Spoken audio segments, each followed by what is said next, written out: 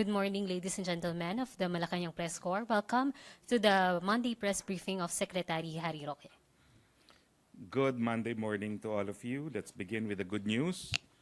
We're pleased to announce that the Bureau of Immigration's 2017 collection recorded an 18% increase in its total revenue last year, amounting to 4.75 billion compared to 3.86 billion in 2016.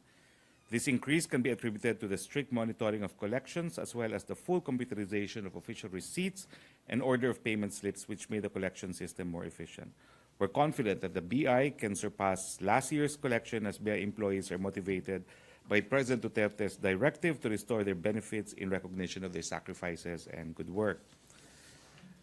Second good news, Parañaque Integrated Terminal Exchange is now 60% complete. The construction is expected to be completed in April 2018 and fully operational by the second quarter of next year. According to the Department of Transportation, this will provide better access for commuters to different modes of transportation. This will also help decongest Baclaran and tough areas as this aims to efficiently utilize roads and reduce the number of public utility vehicles. Another good news is that the first phase of the National Government Administrative Center, amounting to 13.6 billion, marked the start of its construction in the new Clark City in Capas, Tarlac last January 23. It is envisioned to serve as an alternative site for various agencies in case of disaster or national calamities to ensure continuity of operations and services. With its completion in 2019, this will also serve as a sports center and host venue for the incoming 30th Southeast Asian Games. Updates on Mayon Volcano, according to the Department of Social Welfare and Development, in a report dated January 28, as of 6 p.m., 22,885 families or 89,109 persons in 59 barangays in Albay are affected by the explosion of Mount Mayon. As of January 28, 6 p.m., 18,255 families or 69,290 persons are taking temporary shelters in 74 evacuation centers, while 2,822 families or 11,946 persons are staying outside evacuation centers. As of January 28, 8 a.m., a total of 49 schools, 39,440 learners, and 858 DepEd personnel located within the 6 to 7 kilometer permanent danger zone were affected. As of January 27, 8 a.m., a total of 189,434,000 worth of damages to agriculture was incurred in the province of Albay. Now, as of also January 28, 8 a.m., a total of 54,617 pesos worth of assistance was provided by the DSWD, DOH, OCD, LGUs, and NGOs to the affected families. The Department of Health, Region 5, has provided a total of 12,087,000 worth of logistical support. Moreover, there's been a recorded total of 2,977 consultations reported from January 15 to 25, majority of which, 1,972 or 66, of the consultations were due to acute respiratory infection followed by fever, hypertension, and wounds. Now, in response to a question in last Saturday's press briefing in Iloilo, yesterday's press briefing in Iloilo, we would like to inform you that the Libreng Gamot para sa Masa or Lingap sa Masa is still a continuing program. In fact, it has been expanded. The Department of Social Welfare and Development, which has been tasked by the President to manage and implement the program, added the assistance for prosthetics, assistive devices, laboratory procedures, and other medical supplies instead of just medicines. The program is now called Lingap at Gabay para sa May Sakit. Lingap may be availed in 19 hospitals, including the Western Visayas Medical Center in Iloilo City. To date, or as of November 2017, the department has served 38,407 indigent patients who availed of Lingap program amounting to 381,113,000 of the 1 billion fund. Likewise, I would like to announce that the Office of the Executive Secretary has formally charged overall Deputy Ombudsman Melchor Arthur H. Carandang for the following: grave misconduct and grave dishonesty for misuse of confidential information and disclosing false information, violation of Section 3E of RA 3019 for causing any undue injury to any party, including the government, or giving any private party any unwarranted benefits, advantage, or preference in the discharge of his official, administrative, or judicial functions through manifest partiality, evident bad faith, or gross inexcusable negligence. And number 3, violation of 3K of RA 3019 in relation to Section 2, Rule 5 of OMB, Administrative Order number 7 for divulging valuable information of a confidential character acquired by his office or by him on account of his official position to unauthorized persons, or releasing such information in advance for its authorized release date. Now, this was pursuant to a complaint filed by Attorney Manuelito R. Luna and Attorney Elegio P. Malyari. Furthermore, the Office of the Executive Secretary placed under preventive suspension overall Deputy Ombudsman Melchor Arthur H. Carandang for a period of 90 days, effective immediately upon receipt of this order. According to the formal charge, this complaint and the formal charge, as well as the preventive suspension, had to do, and I quote, with statements made by Deputy Ombudsman Carandang as follows: "We can confirm that we received bank transactions coming from AMLAC, bank transactions generated by AMLAC. Yung billions kasi, baka add-in na nila itong mga lahat ng transactions kasi 20 million, 20 million, 20 million, 16 million. Pag in-add-in mo, siguro yan, abot ng billion. Ang dami, 40 million, several 40 million, 200 million kaagad ito.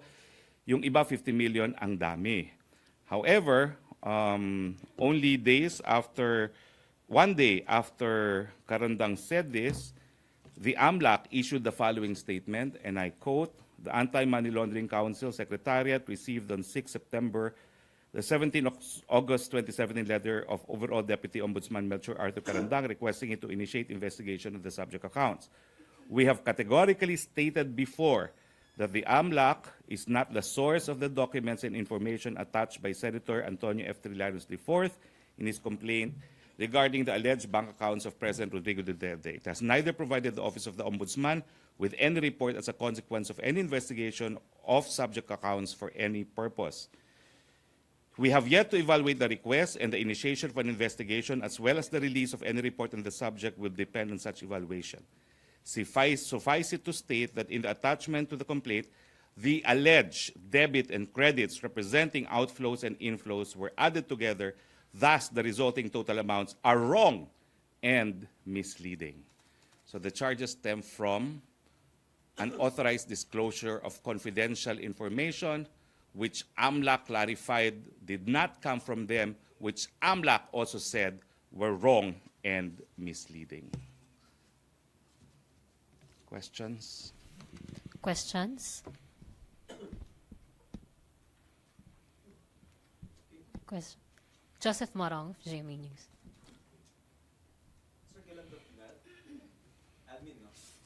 This is an admin case.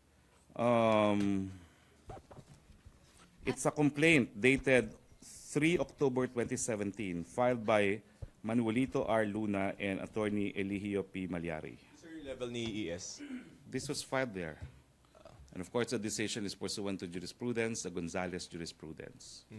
Sir, you mentioned naman na AMLAC, you're quoting AMLAC, that the information was wrong and misleading. Yes. So it doesn't mean that because you're quote-unquote punishing si Carandang for disclosure, that means that the information that he had disclosed before were of probative value.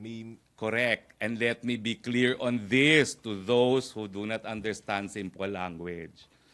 Ang sabi po ng AMLAC, hindi nanggaling sa kanila mga dokumento ni Trillanes, hindi po nila inauthorize ang kahit anong inquiry, at yung mga attachment ni si Antonio Trillanes, mali at misleading.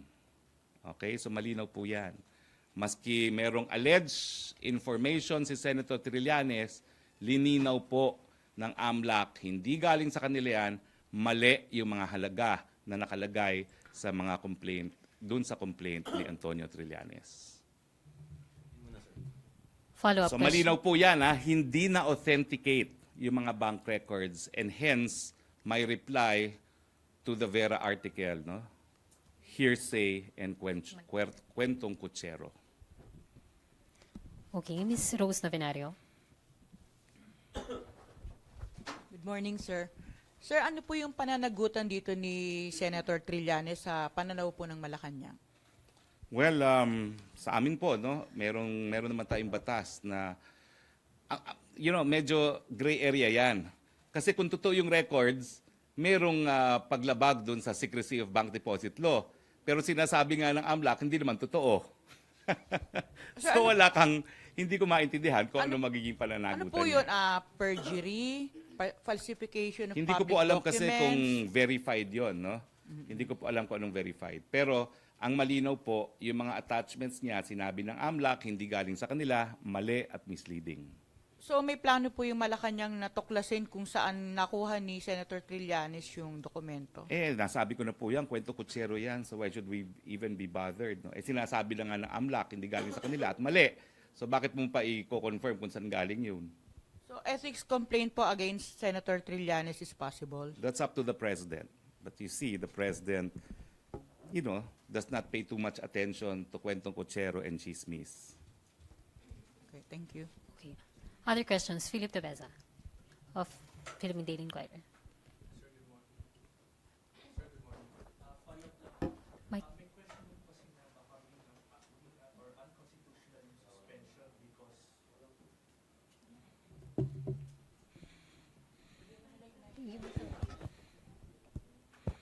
Ayun, sir, good morning po. Follow-up lang, sir. May question po kasi na baka unconstitutional yung suspension dahil the ombudsman daw po is a independent agency. Hindi po. Only the ombudsman is impeachable. The deputy ombudsmen are not impeachable. They're subject to disciplinary powers of the chief executive, and this has been decided in the Gonzales case.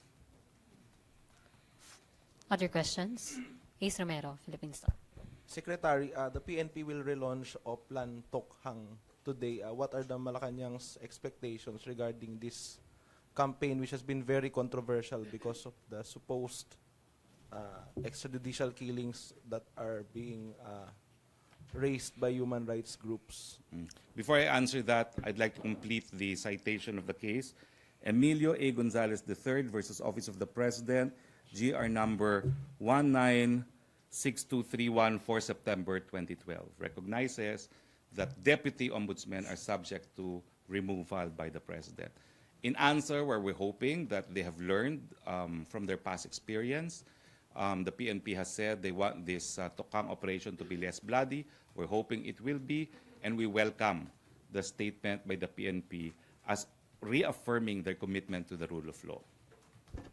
Okay, what were the instructions given by the President regarding this relaunched campaign? Wala naman pong instructions. Voluntary naman pong ginawa itong mga bagong guidelines ng PNP. And of course, they are now conducting Tokhang also with the involvement of the PIDEA that is now, or that has retained the lead in the implementation of the dangerous drugs law. Do you see a less controversial campaign considering that the PNP has issued the new guidelines, and then we have the ILG acting Secretary Año saying he demands accountability from officers? Do you see it as a less controversial campaign now? We're certainly hoping that it will be less controversial, because controversy will only blur the real intentions behind Tokhang, which is really the fight against dangerous drugs. Thank you, Secretary. Okay.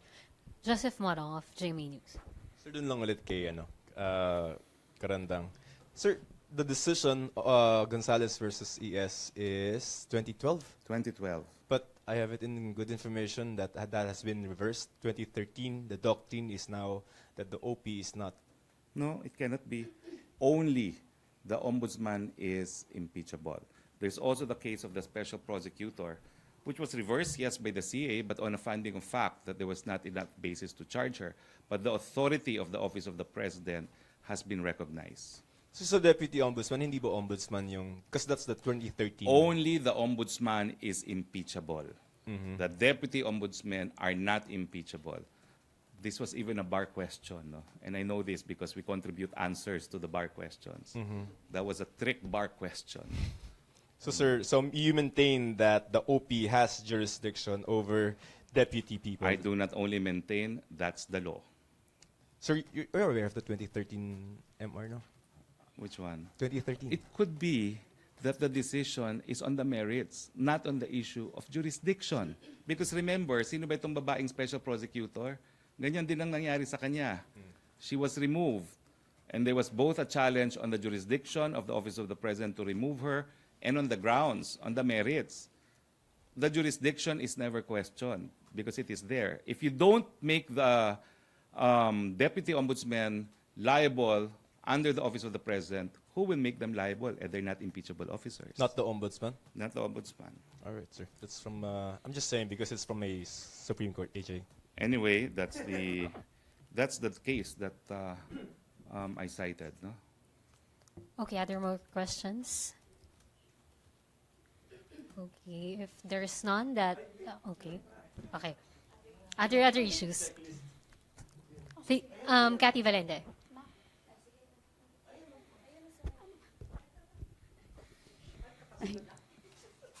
Ay, good afternoon, sir. Sir, hingi lang po ng update doon sa 25-member consultative committee. Meron na po bang na-appoint doon sa remaining 6 lots? Kasi there's this call na dapat daw po, kung pwede daw po mag-appoint ng women for gender equality. What's the palace take on this? Well, that suggestion was made. I think the President will heed it. No further appointments to date.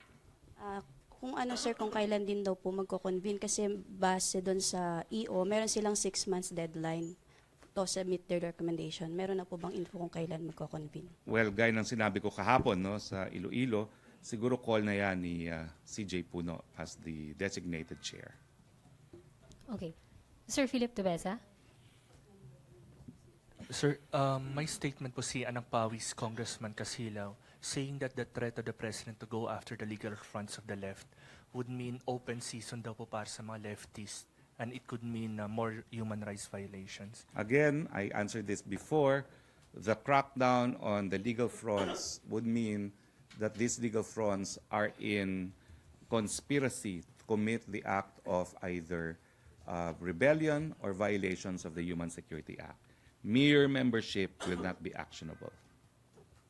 Follow-up lang, sir. May nabanggit na po bang specific organization sa kaliwa ang Pangulo sa inyo? Ang sinabi lang niya sa Davao, he was a member of the precursor of the group Karapatan. Bilanggit niya yan. May bilanggit siya na Movement for Justice or something. No? And he says that's the front runner, no? The precursor of Karapatan. And he was a member of that. That's why he is aware that certain groups act as legal fronts of the CPP-NPA. If you look at the Little Red Book and if you look at documents coming from Joma Sison, I think the tactic is also well spelled out. That they work in terms of actual individuals taking up arms and through legal groups, acting as propaganda arms. So lahat po, sir, ng organizations na members ng kanilang alliance ay considered targets? Sino? Lahat po ng groups na member ng kanilang alliance are considered targets? In the first place, wala namang umaamin sa kanila eh.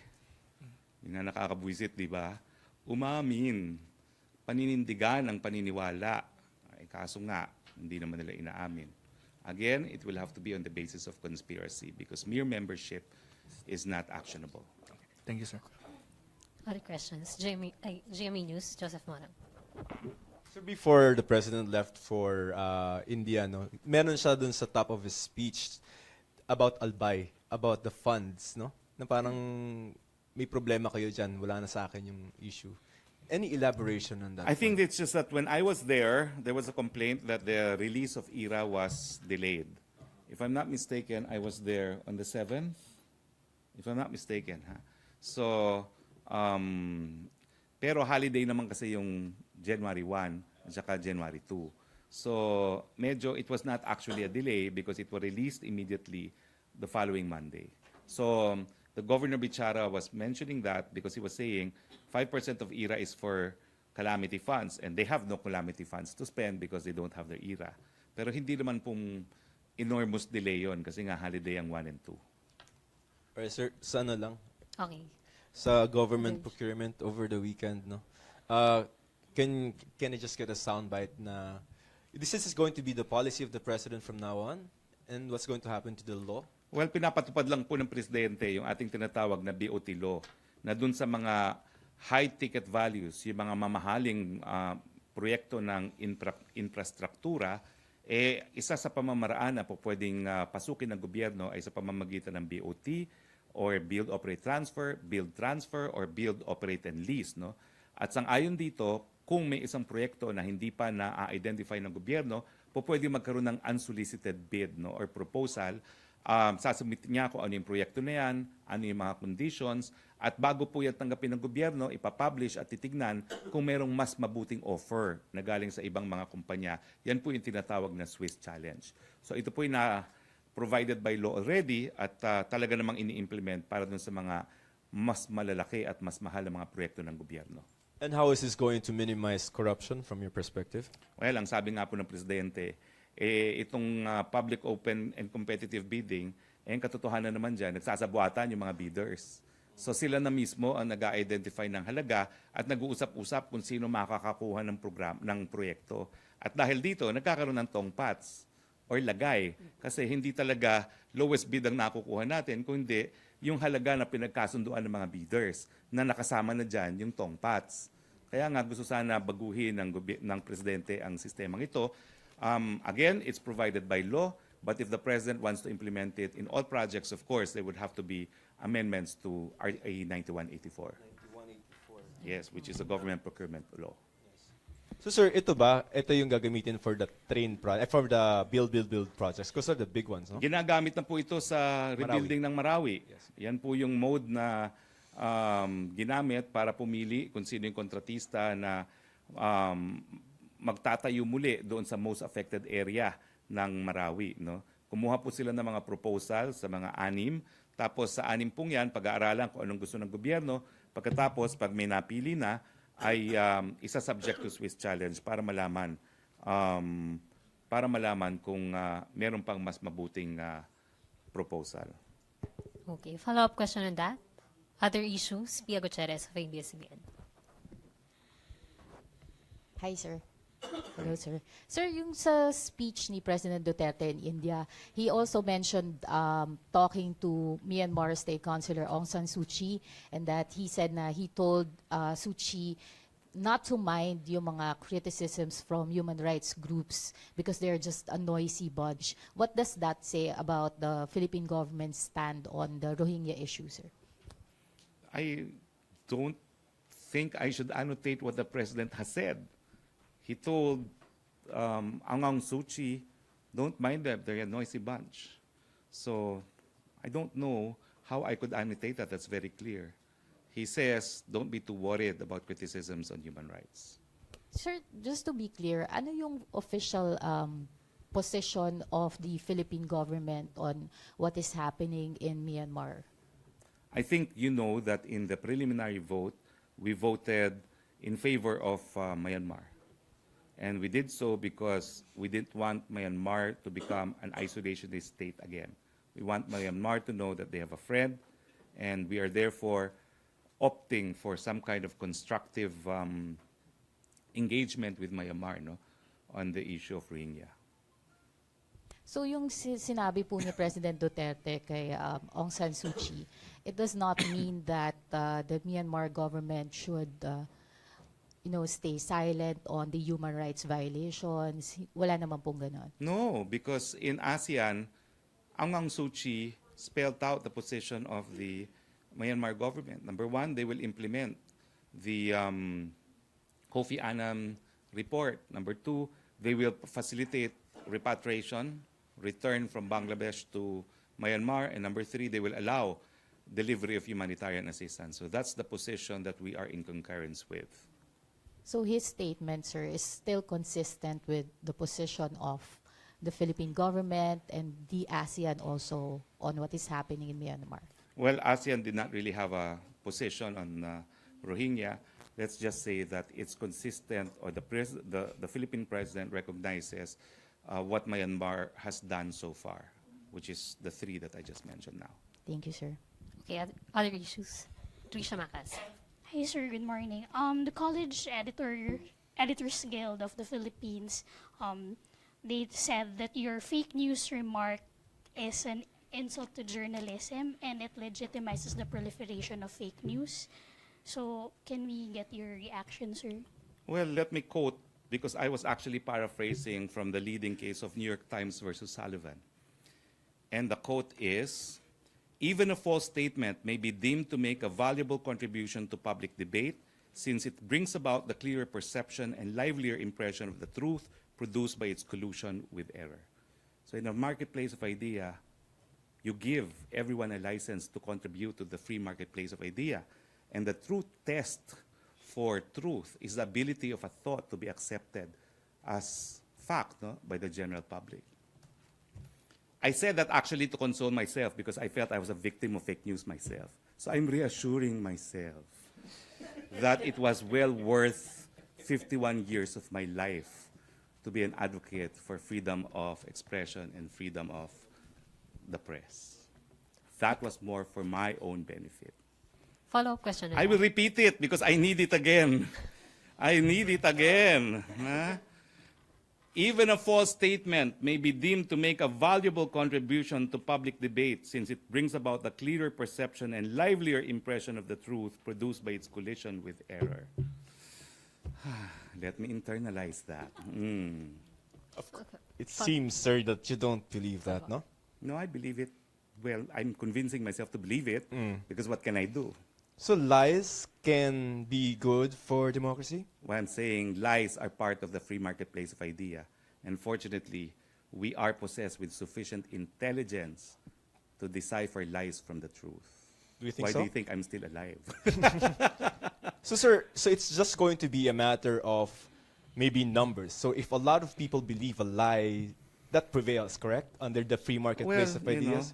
Again, true power of the true test for truth is the power of an idea to be accepted in the free marketplace of ideas. So again, if a lie is accepted by the majority, that's fine with you.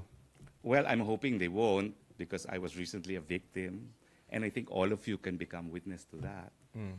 Kaya nga sama-sama ang loob ko, no? You know, when I was hit by other people, I didn't think much about it because after all, wala naman yung, you know, walang rigid training, walang standard for truth, walang editorial control. But when it happens from traditional media, recipients of freedom of the truth, of freedom of the press, beneficiary of this freedom, parang mali. And it's very difficult to accept. But I will move on. I will just internalize this quote from New York Times versus Sullivan. Let's move on. Other issues, Philip Tuweza. Sir, follow-up lang po dun kay Karandang. You mentioned kasi na the OES formally charged him. Saan po na-file yung charges? It's a formal charge already, I guess, pursuant to the internal rules of the Office of the President on administrative cases. No, they have found probable cause to charge him, and he was ordered to file an answer within 10 days. So they conducted a preliminary investigation administratively, and they found probable cause. He was now made to answer. So I will quote from the dispositive portion. Wherefore, premises considered, Respondent Melchor Arthur H. Karandang, overall Deputy Ombudsman of the Office of the Ombudsman, is hereby directed to file his answer within 10 days from receipt hereof. Pending investigation, Respondent is hereby placed under preventive suspension for a period of 90 days effective immediately upon receipt of this order. So OP, sir. OP. Who's going to ultimately discipline him? OP. Okay. RJF Business World. Sir, has another board meeting been scheduled for February, and may we have an update on the agenda? I'd have to check on that. That's an issue fact, so I will check on that. No, no, wala pa akong information. But tomorrow. Okay. Wait, no, wala pala tayo tomorrow because we're in Marawi. On Wednesday, if we have one, I will let you know. No, we're going to Marawi Tuesday. Yeah, tomorrow. Sama ako. Today, the President, I confirm, is flying to Legazpi. Tomorrow, he's flying to Marawi. Okay. Other questions? Pia Gutierrez? Okay. Other question? Joseph Morong.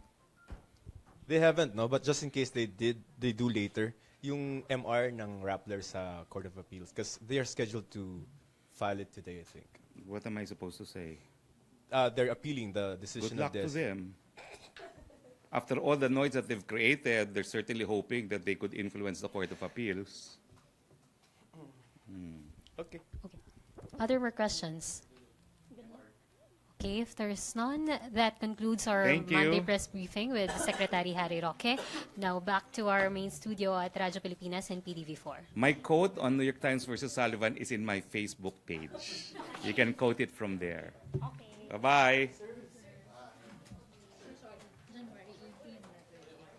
Ano, kaya hindi ko binasa. Alam ko mali yan.